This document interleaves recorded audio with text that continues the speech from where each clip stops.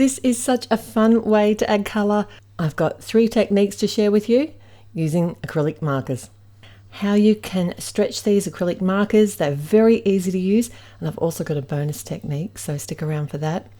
So this is an addition to the previous set, and what I always say every time I get a new medium or a new set of colours, I like to swatch them out. The packaging or the labelling on the colours is never true to life, so it's always a good idea to have a swatch on hand so that you know exactly what the colours are going to be. These colours are quite a bit muted compared to the first volume of colours, which were nice and bright, so they're a good complement if you do have the other set. And we're going to be making 2 beautiful floral cards today. So the first technique that we're going to do is to colour on an embossed image. And I'm going to hit you straight up with the bonus technique today. I'm not going to make you wait. No way, I wouldn't do that to you.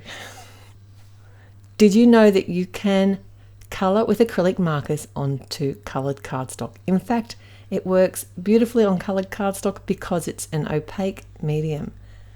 So when you're colouring on cardstock other than white, I would recommend having a piece of scrap cardstock off to the side so that you can test your colours as you're going.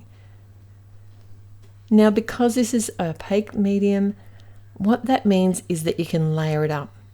I would recommend layering it after it's had a chance to dry. So what I decided to do here as I'm colouring the embossing folder images is I'm doing one colour at a time. So by the time I get back to adding a layer onto the colour itself, it's going to be nice and dry. It really doesn't take that long, but you will get a better result. And the other thing to be aware of, because it is opaque, is that you don't have to be too perfect. So where I'm colouring in this flower along the edge of the petals here, I'm not too worried about the centre of the flower because I'm going to be colouring that in as well. And when I do, it's going to cover up the previous sort of bits of white that have gone into the centre there. You'll see what I mean when I do it. It does pay to take your time on the finer areas. So when you're doing things like the stems or very intricate areas, because if you do go out of the lines onto the actual cardstock, it is a bit harder to take off if you go over the edge. What I've found worked when I've used this before is a craft knife, and you can just gently scrape away. Otherwise, that might be a good place to put the sentiment or an embellishment. There's always a moment for creative imagination. Now, I did focus on using the colours that were in this one set today, just to share that you don't need to have all the colours, but obviously it will coordinate really well with the other set. So if you do already have the other set, you can easily mix and match these colours. You may notice as I'm laying the colour down and the shading that the colour looks lighter, but as it dries it gets that little bit darker, especially when I'm using the very dark blue colour here. And that's why I'd recommend to test them first. This is really such a fun and easy way to colour. It does have a very different look than using watercolours, pencils, or alcohol markers. So if you're really looking for something a bit different and just something that's really easy that you can just sit back and have a bit of fun with, this, and it goes with any of your supplies. You can use this with stamped images, embossed images, and I'll show you another way very shortly how we're going to be using it. Now, there wasn't a darker green in this specific set, so to add a bit of shading to the leaves, I came in with the dark blue instead. And that's what made me sort of think, oh, maybe I'll come in and add a bit of the darker blue to the flowers. And if you watch it here, you'll see as I lay it down, you can hardly see it, but as it dries, it gets quite dark. So when I was looking at this, initially I wasn't going to colour in the edges, the outer edges of the petals, but because it is on the coloured cardstock, they were getting lost in the whole design. And I know it's a very busy design. You can do this with just a single flower. I just wanted something a bit more impactful. And if you want to see another card which inspired me to make this one. I'll link it in the blog post below, and it's made on white cardstock using the Magnolia folder that I showed earlier in the video. Now, because this is an embossed image, I wouldn't recommend die cutting it with a rectangle die. If you're going to cut it down, use a paper trimmer. Just, you don't want to impress the image. You don't want to make it go flat again, although you can run it back through your die cutting machine in the embossing folder.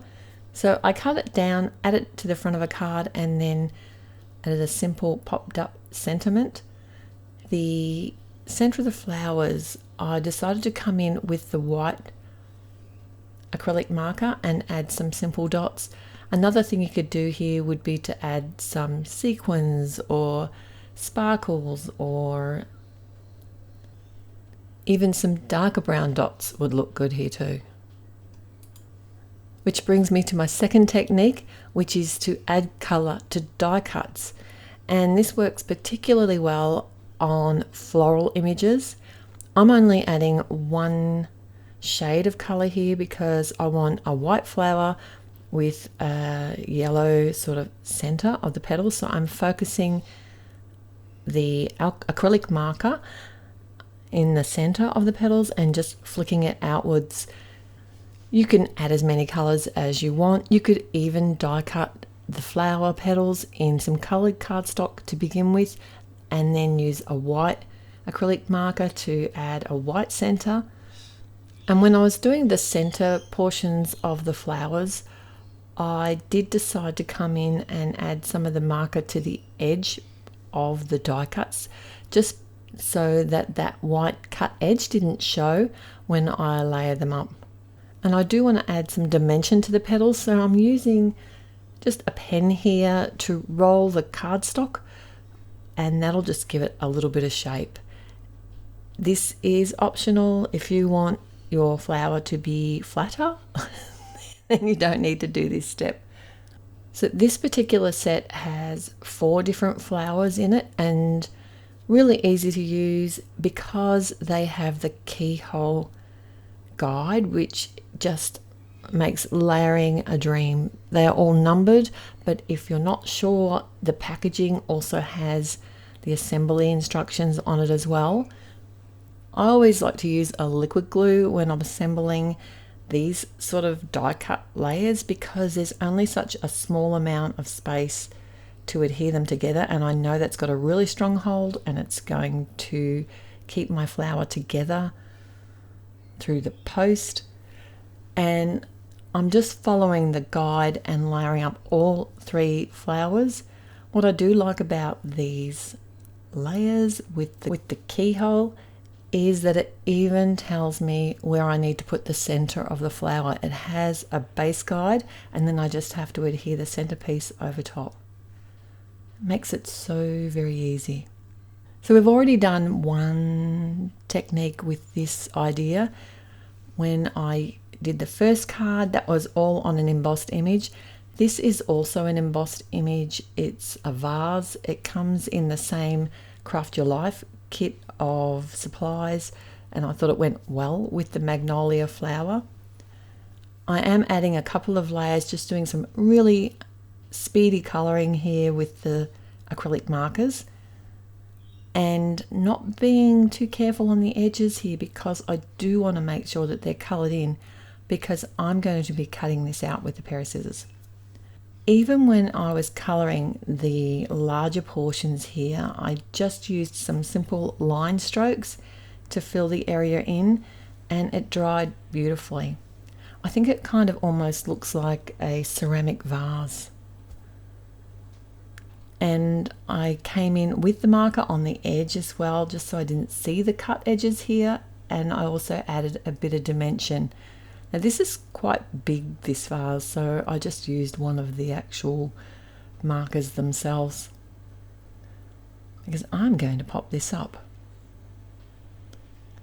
So I'm working on coloured cardstock again, tip bonus idea, and we're up to our 3rd technique now, and we're doing some freehand drawing directly onto the cardstock. Now you don't have to be an artist to do this. I'm literally just drawing some leaf shapes, nice long thin leaves. I'm just using my vase and flowers as a guide. You can add as many or as few leaves. You can add short, round leaves. You can add long, thin ones. You can even add some twigs, berries, little flowers. I thought about doing some little white flowers in the background. They would have been really pretty, but I'd already finished the card. So then, maybe next time. And again, I came in with the dark blue to add some shading to the leaves, and also to ground the vase. These are so much fun to colour with and really easy to use. I just kept drawing with them. So I added dimension to the vase and also popped the flowers in place. You can use these markers to colour like leaf images, even twigs, like die cut ones. You can use them to colour images, stamped images. They're so much fun. Oh, and here's a thing. I also used the silver pen. This, you can't see it in the video so much, but in real life this is so glittery and shiny. It's beautiful. So I added a couple of layers. That pen, there's also a gold one which is really pretty, but I haven't tried the black one yet. That looks really interesting. And like I said, I couldn't stop playing with these pens, so I did add some dots and some more dots to the background.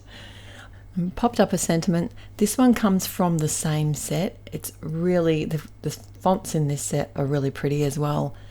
They are a bit on the larger side, so they really can make a statement on a card.